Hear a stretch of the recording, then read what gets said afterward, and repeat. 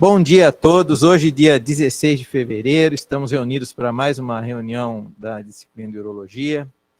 Hoje, com temas variados, será apresentada pela nossa R5, Natália Avilés, e coordenada pelo professor Wagner Matheus.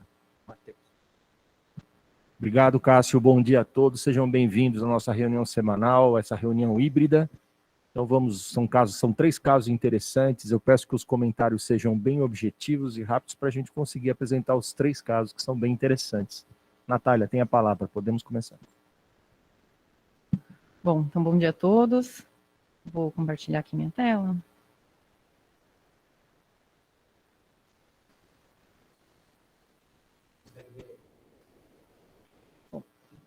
Então, bom dia, meu nome é Natália, eu sou R4 aqui da Urologia e vou apresentar a nossa reunião de hoje. Então, primeiro caso clínico, masculino, 11 meses, vem com uma queixa de TU febril. A mãe refere que ele apresentou já 3 episódios de TU febril, sendo que nesse último ele já estava fazendo uso de cefaloxina profilática. Foi um paciente nascido a termo, com um parto vaginal sem nenhuma intercorrência, e no exame físico ele tinha um bom estado geral, nenhuma visceromegalia, tinha uma genitália masculina com testículos tópicos e uma fimose que permitia a exposição da glande, mas com bastante dificuldade. Tinha laboratoriais normais, exceto por um ultrassom que mostrava uma ureterohidronefrose moderada à esquerda, sem nenhuma alteração à direita. Conduta. Jefferson, o que você pensa nesse caso? 11 meses, uropediatria, um caso um pouco mais difícil, não tão usual, né? O que você pensa de diagnóstico e como é que você procede a conduta nesse caso? Bom, primeiramente, bom dia. Inicialmente, assim, esse paciente, no momento ele não está em vigência, mas ele já está fazendo uso de algum antibiótico profilaxia, que a princípio não está sendo efetiva, então acho que a primeira coisa aí que a gente poderia, nessa primeira consulta, alterar esse antibiótico profilaxia, possivelmente guiado por alguma urocultura que esse paciente possa vir a ter. Além disso, a investigação dessa hidronefrose aí vai por meio de uma uretrocisto miccional também, que a gente deve fazer para esse paciente, e avaliação do dano, do prejuízo renal que esse paciente possa ter tido por meio de um DMSA também. Muito bom, está completo, né, Natália? O que foi feito? Sim. Bom, então só para lembrar aí, a avaliação do paciente com ITU febril, já no primeiro episódio, eu recomendo que seja feito um ultrassom de rins e vias urinárias, e para aqueles pacientes que tiverem uma infecção que não seja por E. coli ou pacientes com menos de 1 ano, é recomendado também ser feita uma avaliação adicional para excluir refluxo, então com uretrocistografia miccional, e também os pacientes que tiverem alguma alteração do ultrassom, fazer além da avaliação além da exclusão da uretrocistografia, uma avaliação justamente do trato urinário superior. Então foram esses exames que foram solicitados do paciente, além da uretrocistografia, um DMSA e um DTPA, e a antibiótico profilaxia foi trocada por Bactrim. O paciente retorna, então, após 4 meses, nesse período, mesmo com o Bactrim usado conforme prescrito, ele apresentou um novo episódio de TU febril e trouxe exames. Então, a uretrocistografia, que tem um refluxo grau 5 aí à esquerda e grau 2 à direita. Aqui, só para lembrar a classificação do refluxo, né, que vai de 1 a 5, sendo uma piora progressiva. E o DTPA, não sei se alguém da medicina nuclear gostaria de comentar. Um pouquinho, antes eu gostaria de perguntar para o Juliano aí. O Jefferson falou como acompanhar esse paciente. Ô, Juliano, a Natália mostrou um algoritmo aqui meio rápido, né? Para os alunos, internos, residentes. Como é que se faz essa investigação? Foi feito um ultrassom e uma cistografia. É assim? Tem up-down? Na verdade, aqui eu queria comentar primeiro a solicitação de exames para investigação de uropatia refluxiva e de uropatia obstrutiva ao mesmo tempo.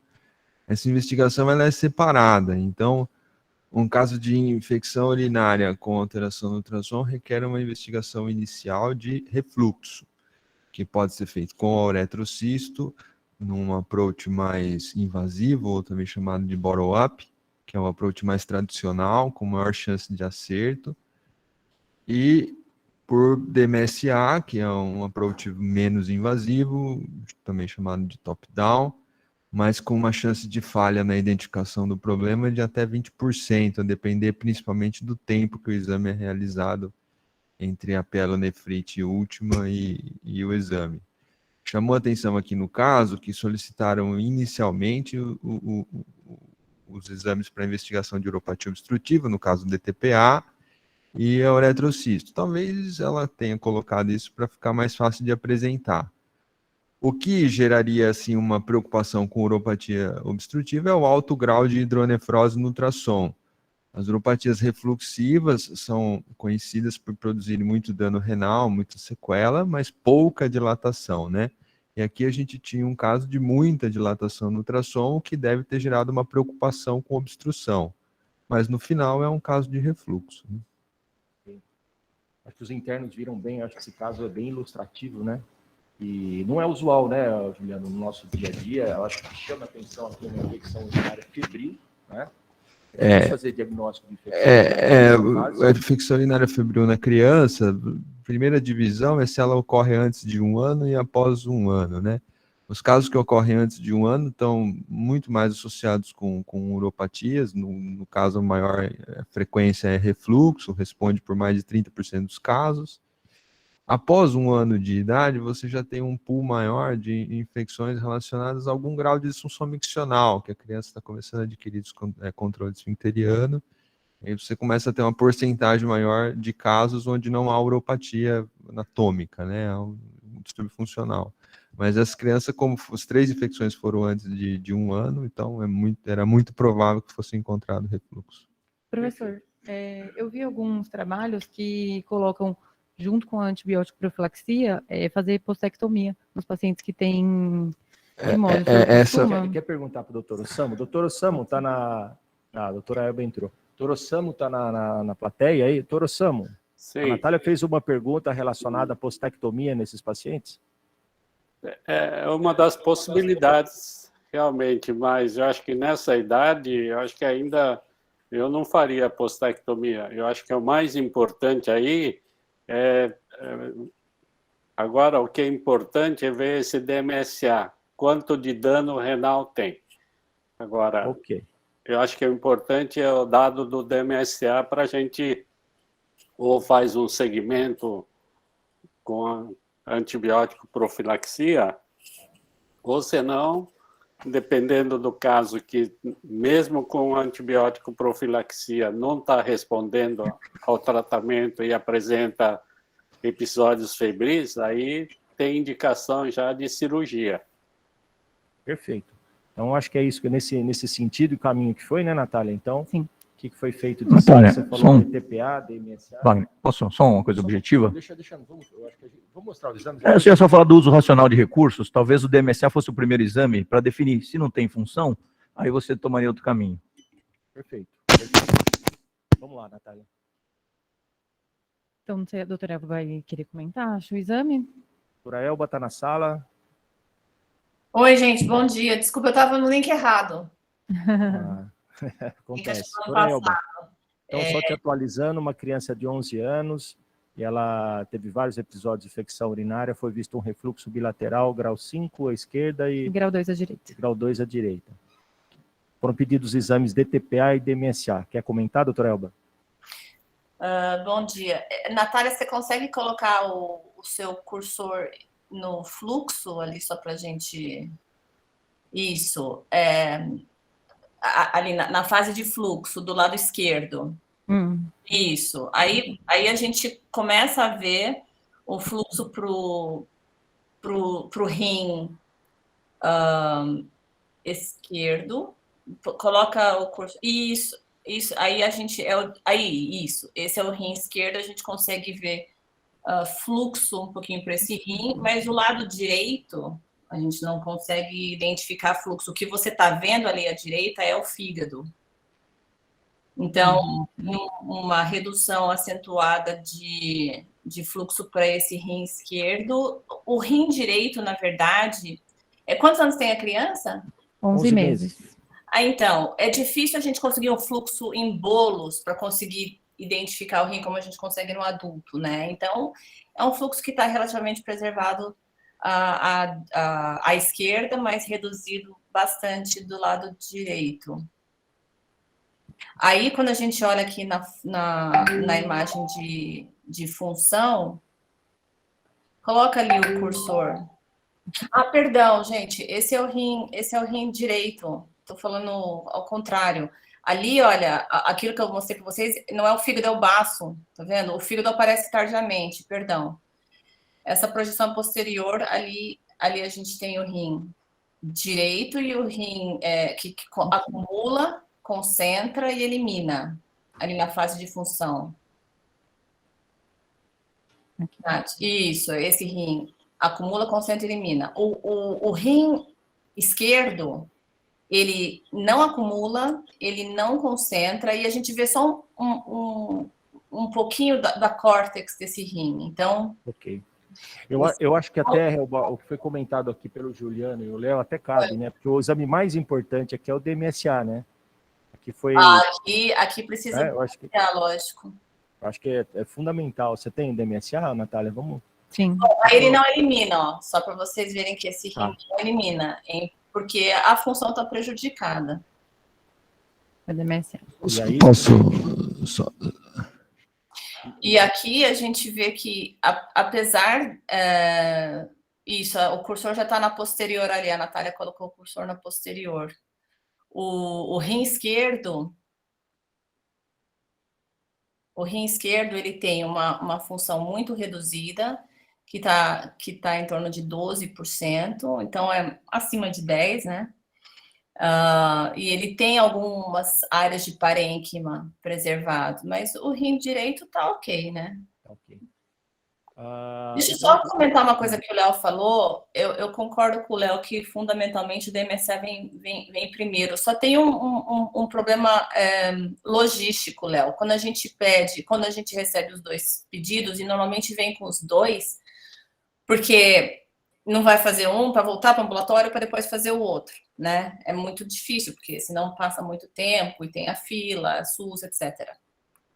Mas a gente costuma começar pelo DTPA, porque o DMSA, ele tem essa radiação no rim, ela fica muito tempo lá.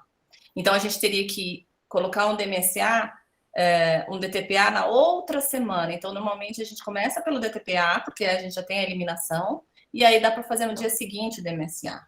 Então, Wagner. Isso, Wagner. Professor Osamu, eu ia perguntar exatamente para o senhor. Posso fazer um comentário?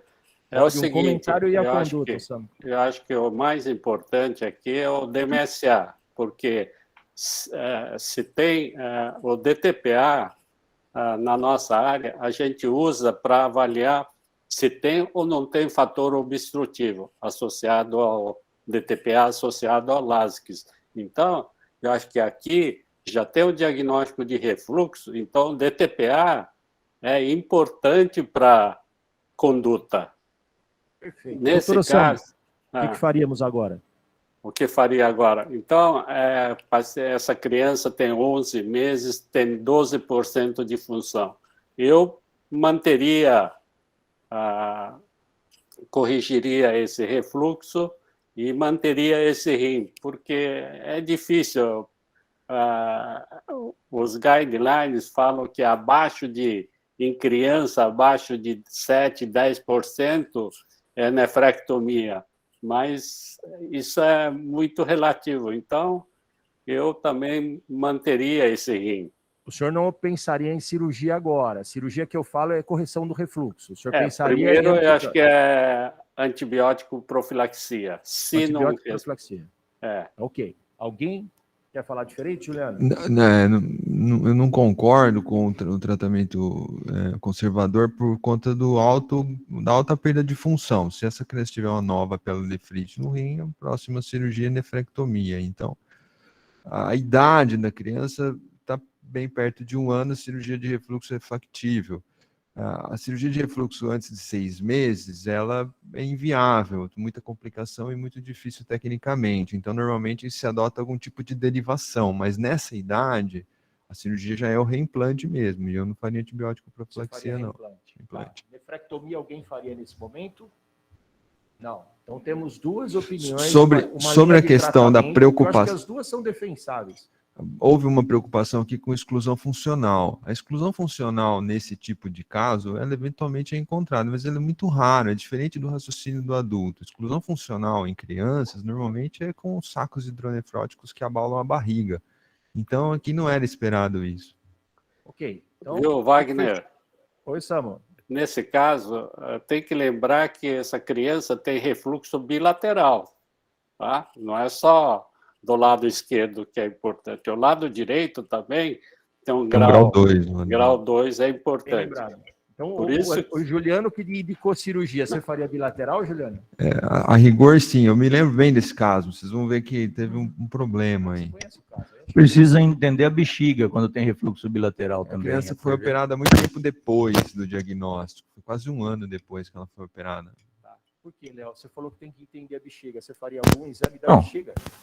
Primeiro, a gente precisa ter atenção à clínica do paciente, porque esses pacientes com refluxo podem ter disfunções miccionais. E aí, a gente não pode deixar de tratar a disfunção miccional. Não necessariamente, como o grau é muito alto, aí merece tratamento cirúrgico, mas não pode menosprezar uma eventual disfunção miccional potencializando.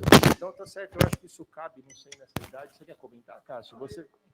Eu ia comentar exatamente isso. Nessa idade, embora seja justo, é muito difícil fazer esse diagnóstico, Léo. O professor Carlos pode acrescentar alguma coisa. Tem um autor sueco que ele chama a atenção em meninos que têm um refluxo com alteração no renal, que você tem que pensar em disfunção vesical. E é transitória, por isso que ele recomenda não operar precocemente esses garotos.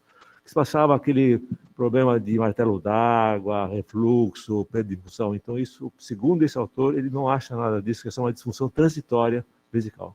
Boa colocação. Acha que é aplicável? Boa colocação. O senhor então indicaria tratamento clínico? Eu não vi esse caso completo, eu nem sei se é menino ou menina. É menino. 11 não, meses. Eu acho que aqui já tem como já foi comentado, tem uma repercussão, perda muito forte de um lado. Então é difícil ficar olhando para perder o rim. Já foi comentado isso. Você vai ter, se você ficar olhando, vai para a nefrectomia. Tem bastante comentários aí. Viu, Wagner? Oi, Samuel. Então, eu concordo com o Carlos. Eu acho que, nesse caso, é muito difícil a gente fazer o diagnóstico de uma disfunção miccional. Isso em refluxo, a gente observa em crianças acima de 3 anos de idade. Entendeu? Okay. Perfeito. Natália? Bom, então só para colocar aqui, o guideline realmente coloca como manejo inicial conservador, né? Mesmo porque a gente sabe que muitos desses refluxos, eles têm uma resolução espontânea, principalmente nesses primeiros anos, mas que pacientes que estão persistindo com infecções urinárias, que estão tendo uma repercussão na função renal, com cicatrizes renais no DMSA, devem ter um tratamento mais agressivo. E aí o que eles colocam de fazer a cirurgia, o reimplante em refluxos de alto grau, e para refluxos de baixo grau poderia ser feito um tratamento endoscópico. Eles colocam também essa questão aqui da investigação de disfunções do trato urinário inferior, mas principalmente para os pacientes que já passaram aí pelo treinamento de toalete. Vamos para o caso. Então foi feito um reimplante ureteral à esquerda. Entrado o tratamento clínico nesse caso, então? Ele já estava com antibiótico terapia profilática, né? Tá. Persistia as infecções. Okay. Então, realmente, e nesse período, até ele fazer todos os exames, realmente se passou aí quase um ano. Então, foi feito o reimplante à esquerda e à direita ele não foi abordado. O paciente recebeu alta bem, foi de sonda, a sonda foi sacada após uma semana, e ele voltou nos retornos sem novas infecções, sem nenhuma queixa, e vem mantendo um retorno anual com exames de controle. Okay. Acho que a doutora... Esse é o DMSA de controle. Isso, tem alguns exames, acho que a doutora Elba gostaria de comentar. Gostaria de comentar, Elba, o resultado desse segmento depois de quanto tempo, Natália? 3 anos? Esse aqui foi no ano após a cirurgia, alguns meses após, na verdade, uns 6 meses. E ele está fazendo... Depois de 2 anos fez um novo e agora ano passado novamente. Ok, Elba, um comentário? Quer comentar? Posso falar, doutora? Fala. Aqui, então, a DMSA, né, que ela fez depois desse reimplante, a gente consegue ver que a função tubular relativa não melhorou muito, 1%, uma melhora que a gente não considera, e ela continua com essas áreas focais, né, com as cicatrizes, áreas focais hipoconcentrantes, e também bem hipoconcentrante em relação ao rim direito. O rim esquerdo continua bem hipoconcentrante, mostrando essa função tubular baixa. E aqui o DTPA que ela fez também, apesar que a doutora já falou do fluxo em criança, que a gente não considera muito bom, mas a gente consegue ver que continua do lado esquerdo com o fluxo diminuído. E na imagem da direita, que é a imagem da função glomerular, a gente consegue ver uma leve melhora na função glomerular. Ele já começa a concentrar mais o radiofármaco, até nas últimas... A gente consegue ver esses pontos focais nas últimas imagens. Então, ele acumula e concentra mais, mas a eliminação continua, a gente continua não conseguindo avaliar devido a esse déficit funcional. O rim direito a gente consegue, o rim esquerdo a gente não consegue. Aqui é uma comparação entre o DTPA de 2016 e o de 2017. A gente consegue ver essa melhora no acúmulo e na concentração. Ok, muito obrigado, Alexandre. Wagner, só para complementar, assim, a gente não espera mesmo ver uma melhora da função de um rim que já perdeu bastante função. Mas o fato é que não perdeu mais função e realmente, apesar de também não ser possível avaliar a drenagem num DTPA, mas dá para perceber que teve uma melhora da drenagem, né? Depois do implante. Muito bom. Juliano, algum comentário final, depois o Osamu e a gente encerra. É só para explicar a questão do porquê que fiz de um lado só. Eu me lembro bem que quando a gente abriu a bexiga para fazer a cirurgia, a ideia era fazer um Cohen e reimplantar os dois. Mas como já tinha se passado muito tempo e o meato tinha um aspecto tão normal do lado direito, fiz uma opção para fazer o politano, que a evolução natural, né, desses refluxos é a evolução. O refluxo era de baixo grau daquele lado, passou um ano, eu considerei que tinha resolvido. Né? E foi o que aconteceu mesmo. Perfeito. Osamu, algum comentário final? Eu acho que nesse caso, eu acho que esse DTPA, eu acho que não ajudou em nada. Eu acho que o pós-operatório, o que a gente faz é o DMSA, se realmente manteve a função ou perdeu a função. Então, eu queria perguntar para a doutora Elba, porque esses exames também, ela não é isenta de radiação. E tem um certo acúmulo de exames que vai fazendo, esse DTPA, eu acho que é prejudicial. Eu não sei quanto millisieverts que a criança recebe quando se faz esse DTPA ou DMSA. Eu sei que há muito tempo eu vi esses resultados e realmente em criança a gente procura evitar esses exames de radioisótopos. Vamos perguntar para a Elba. Elba, rapidinho, só esse comentário então do DMSA, do DTPA, e a gente já passa para outro caso, tá, Natália? Acho que Elba. Duas questões. Primeiro, concordo que o DTPA não vai mudar a sua conduta, então é um exame que não precisaria ser feito. Agora, em relação à radiação, a gente não pode pensar que o exame com radioisótopo de medicina nuclear é um exame que tem um efeito estocástico, que a gente chama cumulativo de dose. E são exames indicados em crianças justamente porque a dose é muito baixa, ela é muito menor do que você fazer um exame radiológico. Por exemplo, um uretrocício é 100 vezes menor a radiação. Então, não é por isso. A gente faz, inclusive, ajustada por quilo de peso, né? Tudo que a gente faz em termos de radioisótopo. Mas, concordo com você, que aqui o essencial é o DMSA para a conduta. Ok, o Dr. Carlos quer fazer um comentário. Natália, como é que evoluiu essa criança? Ela ganhou peso, cresceu, ela teve infecções nesse período de pós-cirúrgico? Por quê? Teve sucesso cirúrgico. E ela, como evoluiu? Ela evoluiu bem, ela não teve mais nenhuma infecção desde a cirurgia. Está ganhando peso, ela tem uma constipação crônica que ela está acompanhando, mas está ganhando peso, está sendo seguida pela pediatria.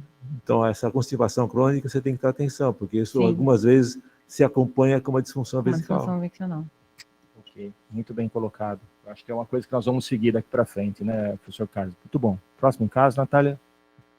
Vamos lá, próximo paciente, 35 anos, é um paciente que vem ao nosso ambulatório com uma queixa de disfunção erétil após um traumatismo raquimedular. Ele teve há 9 meses uma queda de 5 metros de altura, com uma lesão medular completa, a nível de T8, T9. Da parte miccional, atualmente, ele está fazendo CIO com boa adesão, e queixa de disfunção erétil. Ele refere que tem alguns episódios de ereção parcial, que não é o suficiente para conseguir a penetração, e de curta duração também. Não tem nenhuma outra comorbidade. Natália, só assim, qual que é o déficit motor dele? Como é que é? Ele Como é que ele clinicamente? Clinicamente, ele é bom, ele é eutrófico, tem uma paralisia de membros inferiores, né? Ele é paraplégico, mas ele... A sensibilidade dele, de onde? Umbilical para baixo? Um pouco acima do umbigo. Tá. E ele é autônomo, consegue, com a cadeira de roda, ter bastante autonomia. E faz cateterismo, né? Isso. Fabio, o paciente chega para você, lá no ambulatório, trauma raquimedular, já passou a fase de choque medular, então é sequela neurológica. Esse paciente não vai andar mais, tem esse déficit sensitivo motor. Fala, doutor, como é que vai ficar a minha parte sexual? Vou ter relação sexual, não vou? Como é que você explica isso para ele? Boa pergunta, professor. Eu sei que... Quanto à parte sexual... Você não sabe? Não. Jefferson, é um caso difícil, pessoal. Esse é um caso que, inclusive, eu acho que precisa de um psicólogo aqui para ajudar nesse caso, a conversar com esse paciente e entender. Vamos lá, Jefferson, não vou dar dica. Bom, com relação à parte sexual, né, desse paciente, assim, por mais prejudicada que ela possa estar, a gente tem um componente aí que a gente pode tentar resolver com o uso de tadalafila, podemos usar sildenafil como primeira conduta para esse paciente. Ele pode eventualmente atingir o orgasmo sem problema nenhum, por mais que eventualmente a ejaculação seja algo complicado devido à ejaculação retrógrada, ele vai conseguir atingir sim o prazer com o uso, é uma possibilidade. Eu vou apertar mais vocês. O paciente está lá, doutor, eu posso ter relação sexual? Como é que eu tenho relação sexual? Eu vou ter ereção? Eu vou até o final? É isso que o paciente quer saber, essa que é a dúvida dele. Sim, ele vai ter tudo, é um processo de reflexo que esse paciente estaria a princípio preservado aí, que ele conseguiria ter tanto ereção quanto a ejaculação, sem tanto o orgasmo, muito provavelmente sem ejaculação. Difícil, né? Caso difícil. Natália, qual que é a queixa desse paciente? O que o paciente reclamava? Não ter ereção, não sentir, não saber, desconhecimento? Qual que era a queixa dele? Ele era casado, ele não conseguia ter relação com a mulher. Então essa é a queixa dele. Na hora da relação... Ele tinha libido preservada, tudo, mas ele não conseguia ter relação. Não conseguia ter relação. A Ângela está aqui na sala, não? Acho que não está, né? Hoje ela não está. O Adriano Fregonese está na sala? Tá, né? Tô. Adriano, um caso difícil, né? Você viu que eu apertei aqui, os nossos residentes tiveram dificuldade, principalmente de entender, né, como é que é essa disfunção erétil que esse paciente tem. Como é que é isso daí, Adriano? O que você pode dar de dica para a gente aqui? Então, aqui a gente tem que saber que tem duas formas do indivíduo ter ereção. Uma através do arco reflexo com a medula, principalmente a nível ali de S2, S4, e que isso aí está íntegro, né? E a outra forma é através de outros estímulos, que seria o quê? Visual, auditivo, até cognitivo. Que esse aí ele perdeu. Só que também ele perdeu esse, mas ele perdeu também aquilo que a ansiedade poderia prejudicar nele, né? E esses pacientes, ele não vai ter mais o comando central. Então, quando ele tiver o desejo, ele não vai conseguir mandar essa mensagem lá para o órgão efetor, que seriam os corpos cavernosos. Mas, se ele usar a outra forma dele obter ereção, que seria o arco reflexo, e aí a forma de obter isso aí seria o tátil, né? Então, falar para a mulher dele, manipular, ou até ele mesmo, se ele tiver destreza, então isso aí ele vai ter ereção sim. E esses pacientes respondem muito bem a inibidor de fosdiesterase. Okay. Adriano, a queixa deles é que eles não conseguem manter ereção, porque tem esse estímulo tátil, mas o suficiente para terem uma relação?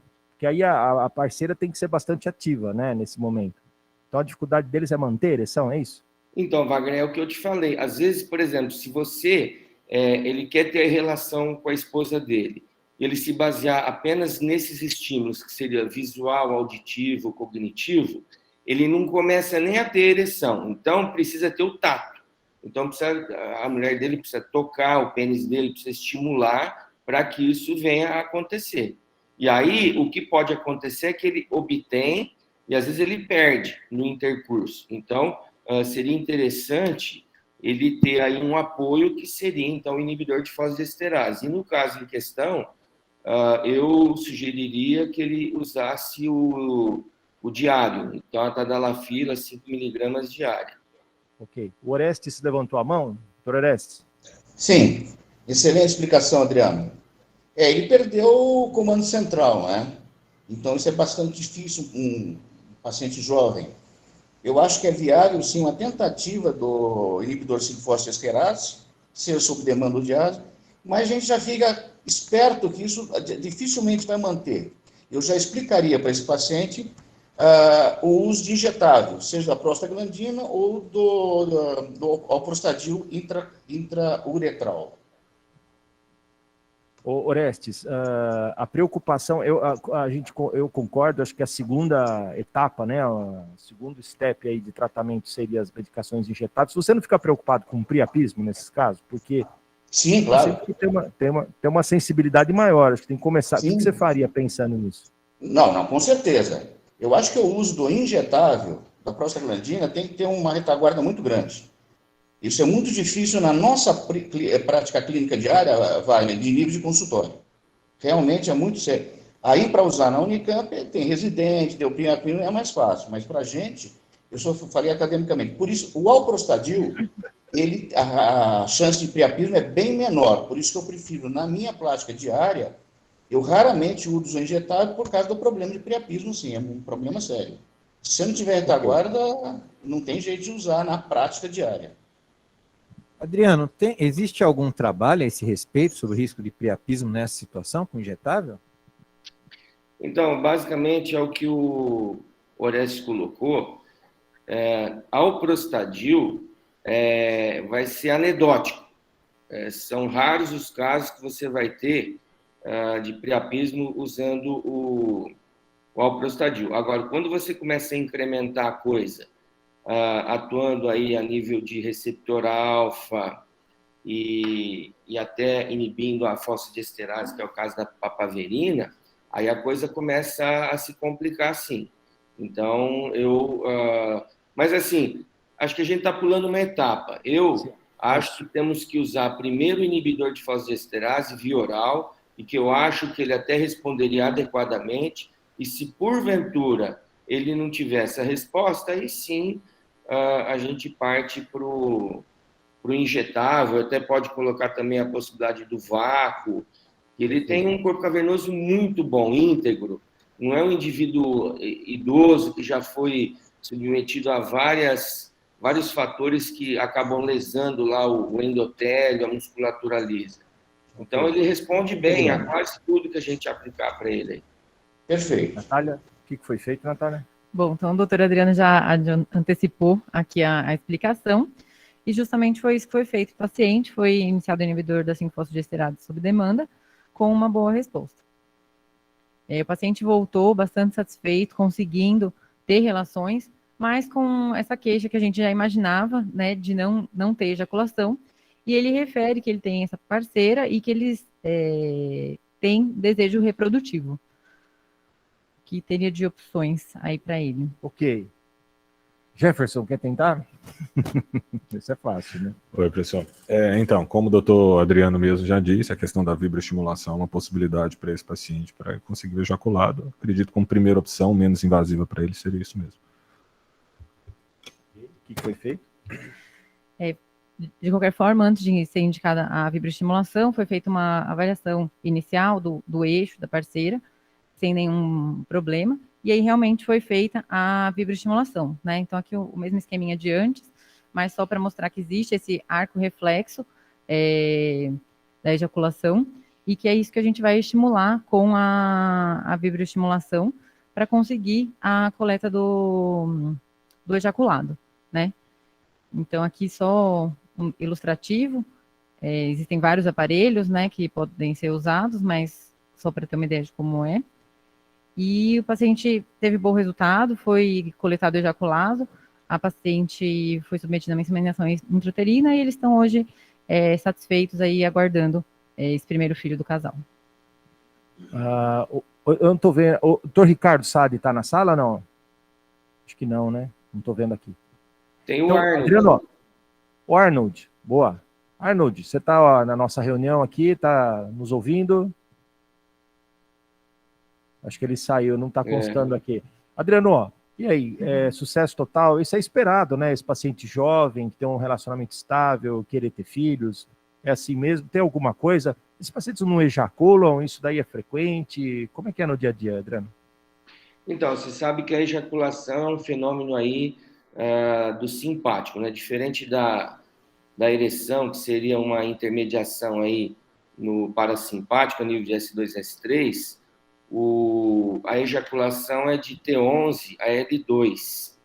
E você vê que o trauma dele foi em T8. Então, realmente, já era esperado que ele teria esse problema ejaculatório. E esses pacientes, geralmente, eles acabam tendo essa ejaculação retrógrada, aí você vai ter que coletar esse sêmen. Então, do ponto de vista espontâneo, vai ser muito difícil a mulher dele acabar sendo fertilizada, né? E aqui, acho que é importante dizer que, do mesmo jeito que o corpo cavernoso dele é muito bom, porque ele tem 35 anos, o testículo também. Então, é esperado que ele tenha um espermograma muito bom. Por isso que, mesmo ele tendo essa ejaculação retrógrada, numa urina que é ácida e tudo mais, você acaba tendo um sucesso bastante grande num método que, até então, você tem o quê? 15% praticamente de sucesso em cada inseminação intrauterina, né? Então, você vê que, provavelmente, ele tinha um sêmen muito bom e a mulher dele também deve ser muito jovem e com óvulos bastante adequados. Então, você vê que, de primeira, ele já teve aí a fertilização. Perfeito, Adriano. Acho que é isso, o caso foi sucesso total, né? Sim. O paciente tendo relações e teve... Bastante satisfeito. Ok, perfeito. Vamos para o terceiro caso, então? Bom, o terceiro caso, então, é um paciente de 54 anos, masculino, que veio encaminhado para nós já com um diagnóstico de um câncer de próstata. O paciente foi submetido a uma biópsia de próstata após um aumento do PSA em exames de rotina. De antecedentes, ele era apenas hipertenso, e ele vem com o resultado da biópsia mostrando um Gleason 3+3 em 3 fragmentos.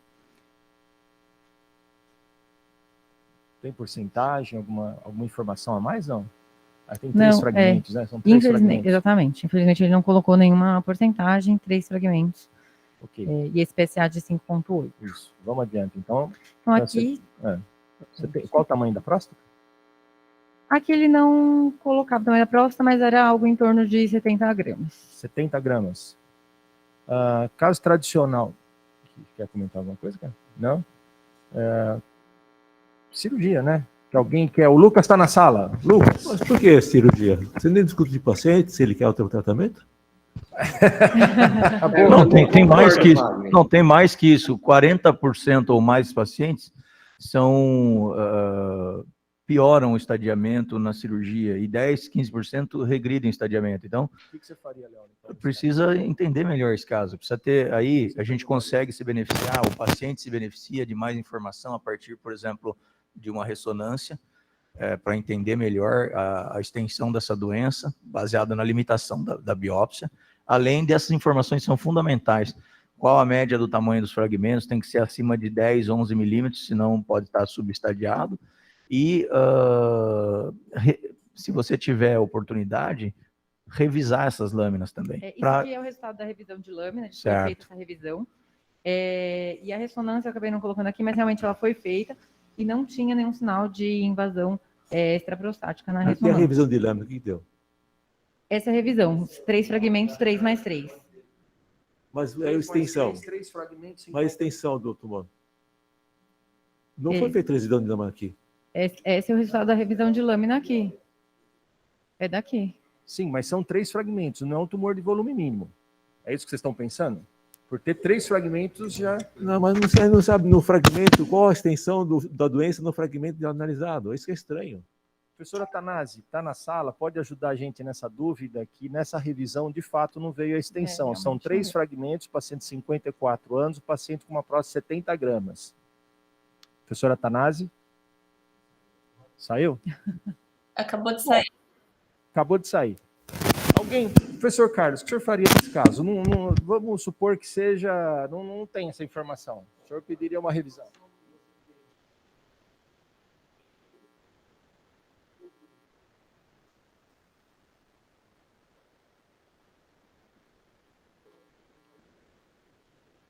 Em 3 fragmentos.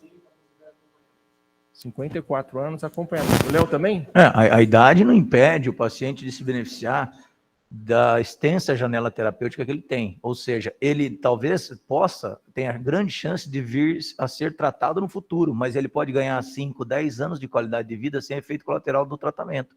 Então tem que conversar isso com o doente, eu concordo plenamente. Alguém ofereceria radioterapia para esse paciente? Não. Então estamos entre cirurgia e acompanhamento vigiado. Professor Birajara, está na sala? Sim, estou.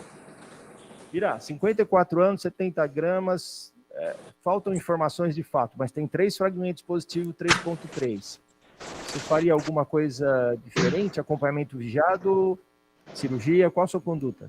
Não, minha conduta é completar as informações, ou com uma rebiópsia, ou com uma ressonância multiparamétrica, para ver a extensão dessa A ressonância, professor, era um PIRADS 4 com uma lesão em ápice, sem sinal de invasão extraprostática.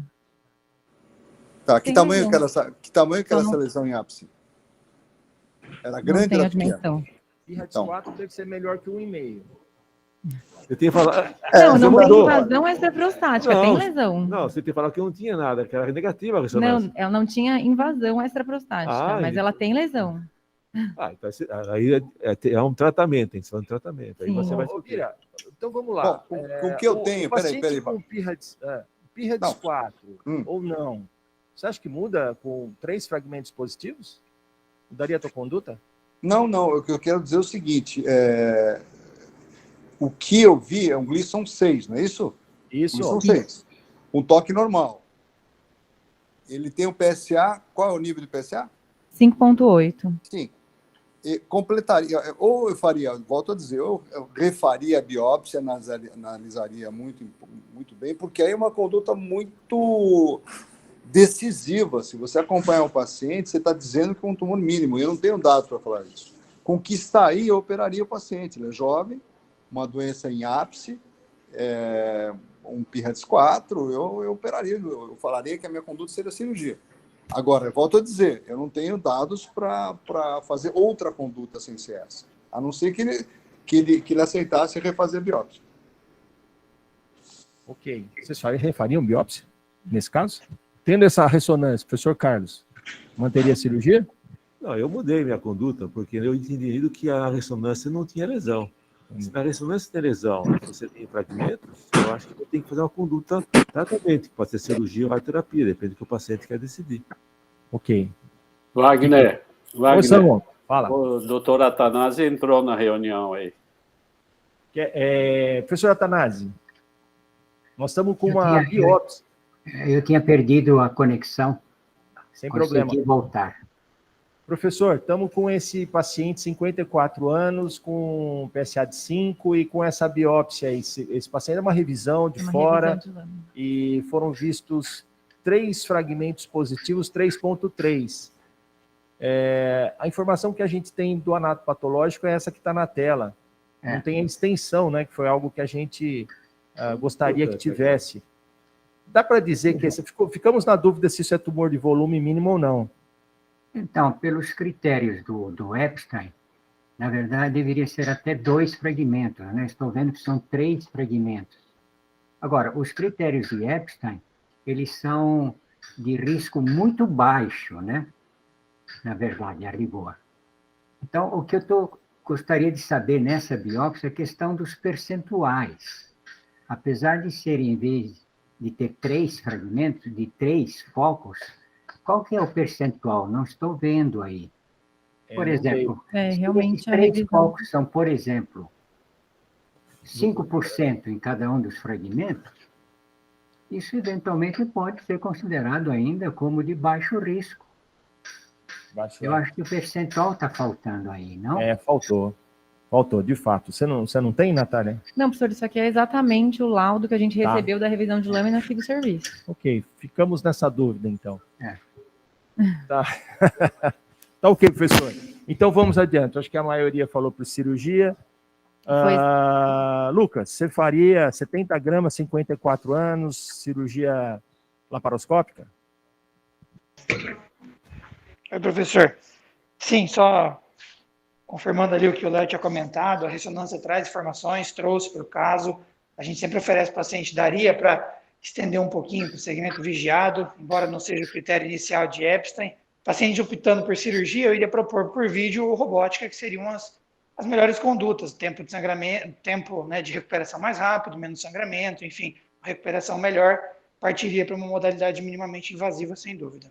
Lucas, o tamanho da próstata te importa na prostatectomia? Muda a sua abordagem?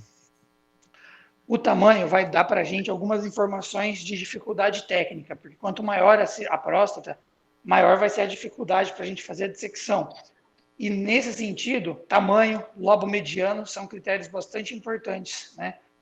A dificuldade do colo, refazer a anastomose depois. Então, esses aí são critérios realmente importantes. Próstatas muito grandes tendem a ser bem mais desafiadoras.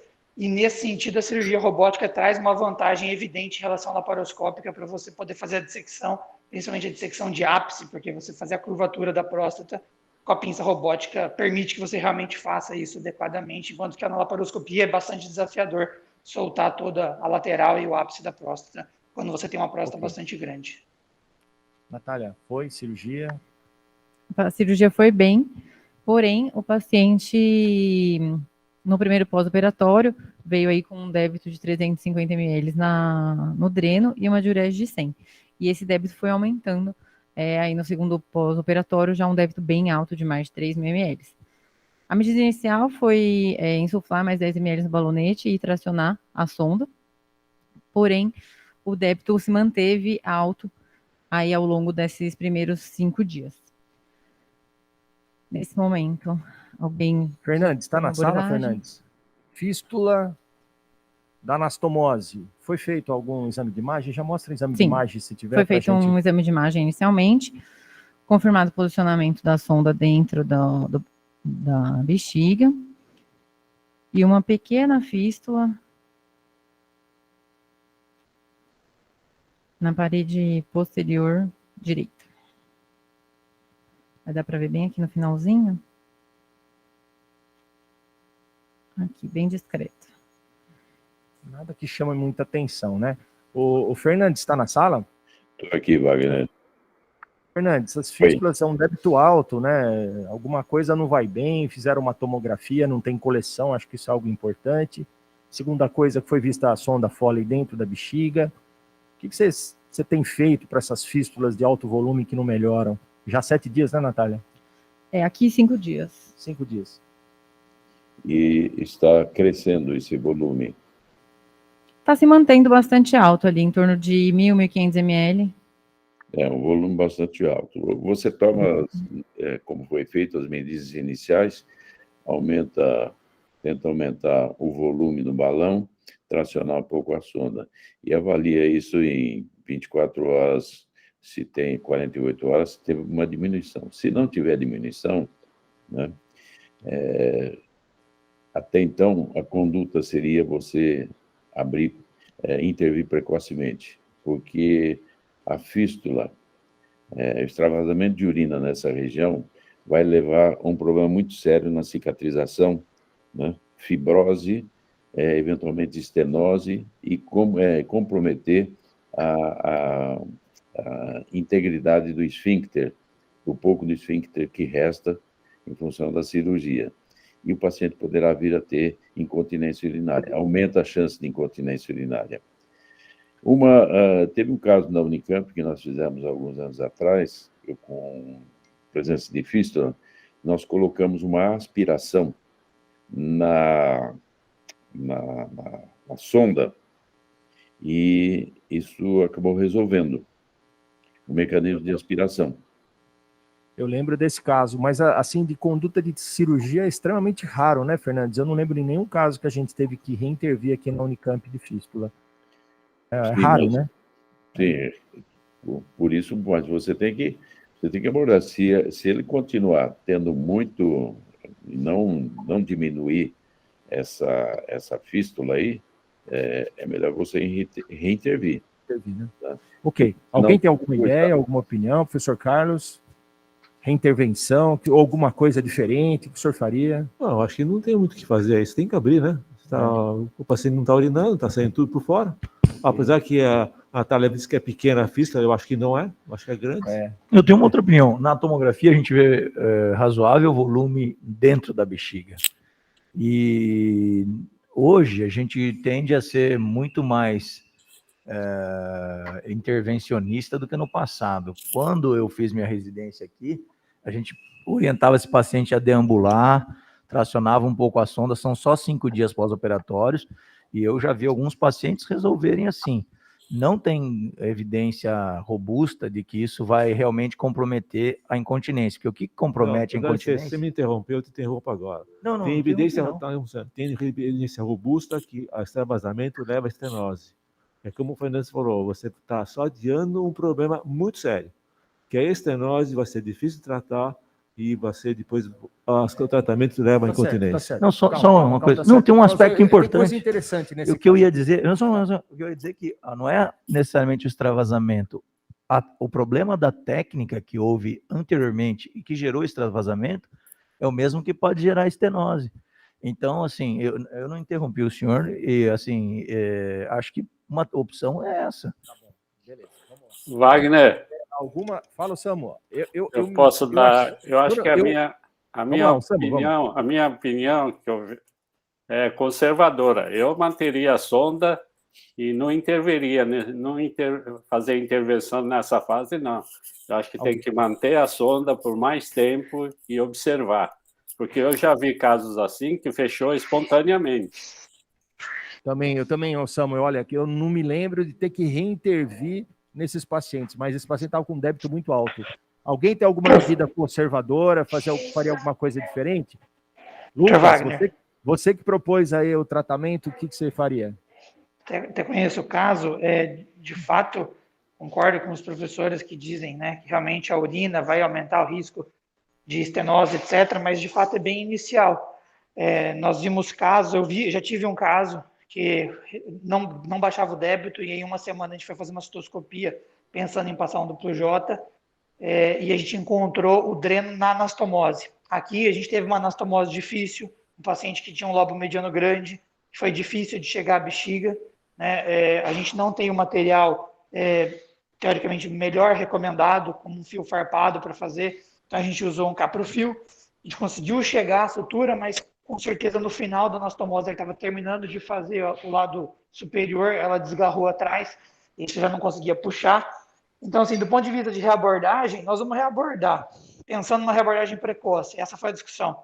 Você vai ter a mesma técnica, o mesmo fio, a mesma ótica, num lugar mexido. Será que nós vamos conseguir fazer uma anastomose melhor? Se eu tivesse uma segunda oportunidade, com um material diferente ou com um fio diferente, talvez eu conseguiria um resultado melhor.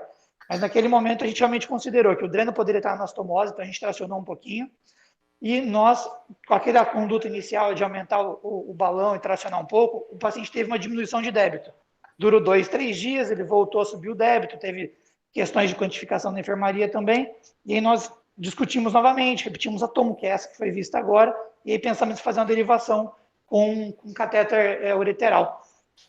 No AC Camargo a gente faz isso com alguma frequência, com duplo J ou com catéter ureteral, com essa mesma ideia do Dr. Denard de secar a bexiga, né? Ok, Lucas, uma conduta totalmente diferente para um caso atípico. O Dr. Tiago Penachim está aqui, né, com a gente. Tiago, essa tomografia, eu acho que ela poderia ter trazido um pouquinho mais de informações para a gente.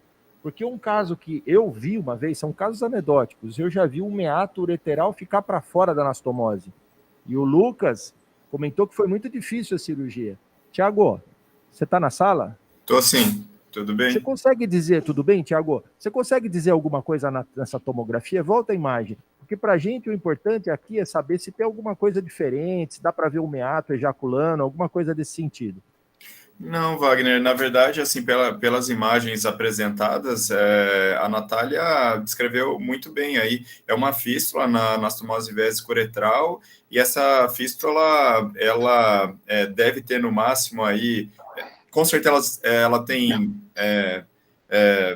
questão de milímetros aí, no máximo 1 a 3 milímetros, uma coisa pequena mesmo.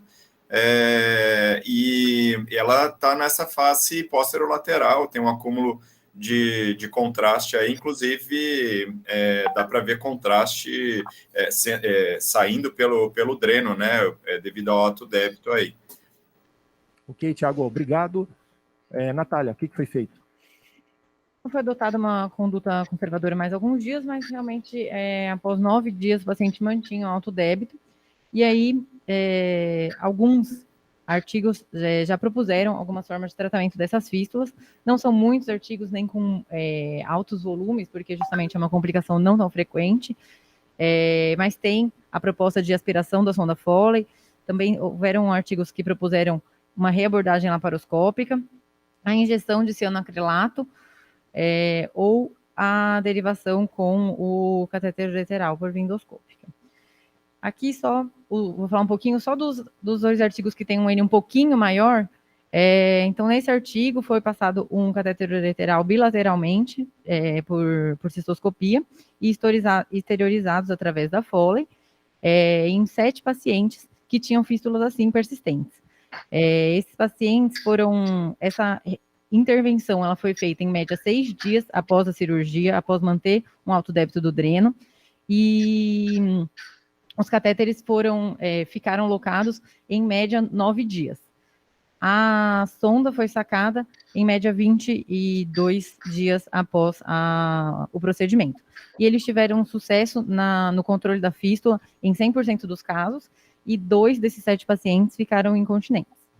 E esse outro trabalho que fez a injeção de cianoacrilato e cola em 10 pacientes com fístulas persistentes, e tiveram sucesso também em 100% dos casos, e nesse trabalho aqui todos os pacientes ficaram continentes, e até em torno de 2 anos de acompanhamento não tinha também relato de estenose. Nesse caso, os dias que se aguardou desde a cirurgia até fazer a intervenção foi um pouco maior, de 16 dias, e a sonda Foley ficou em torno de 7,7 dias. Aqui o que a gente optou por fazer foi justamente essa passagem do catéter ureteral bilateral. A gente entrou e com facilidade cateterizou o meato esquerdo, mas o meato direito estava bem difícil de identificar, não conseguimos identificá-lo na cistoscopia, então a gente teve essa ideia de fazer uma punção renal e uma passagem anterógrata do fio guia. Mas você esqueceu de comentar, você tem a imagem, tem um vídeo. Eu vou mostrar a imagem, não sei se o senhor quer que mostra a cistoscopia, vamos lá. Acho que é o mais importante aqui, é mostrar essa cistoscopia. Então, aqui a cistoscopia já está com o fio guia passado, a gente entra na bexiga, e aqui à esquerda já é a fístula, e aqui o fio guia, entrando no meato, a gente vê que ele está realmente bem próximo da borda, né? Aqui a gente pode ver onde desgarrou o ponto da anastomose, e a gente vai introduzir, então, o catéter ureteral aí à direita.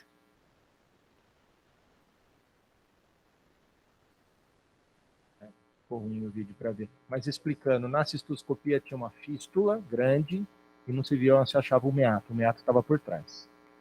Então, o meato, na hora da anastomose, provavelmente ficou para trás, aquela preocupação que a gente não conseguiu ver na tomografia. Tanto foi que a gente não conseguiu cateterizar esse lado. E aí o que foi feito foi uma punção, uma nefrostomia aqui do lado direito, e aí a gente desceu o fio guia, puxou por baixo.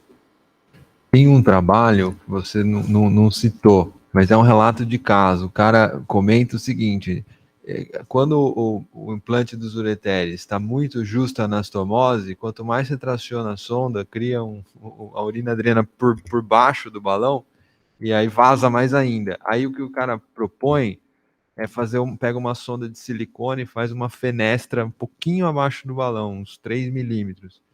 E foi, acho que 2 casos, o cara resolveu assim. Eu mandei pro senhor, né? É uma ideia também. São dificuldades técnicas. O que eu cheguei até a discutir com o Lucas, a gente conversou sobre isso, é fazer aquela raquete posterior.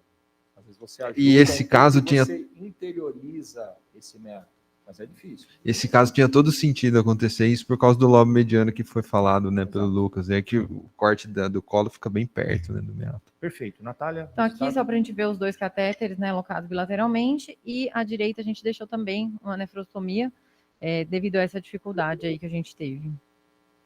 Ok. Tiago, quer falar alguma coisa? Estamos chegando no fim. Vai lá. Pode perguntar, Tiago. Oi, não, é bem rápido, na verdade, só para falar que, enfim, a fístula urinária, logicamente, vocês sabem mais que eu, a intervenção cirúrgica muitas vezes é bastante dificultada, e a radiointervenção aí, ela tem bastante função na solução de fístulas urinárias, eventualmente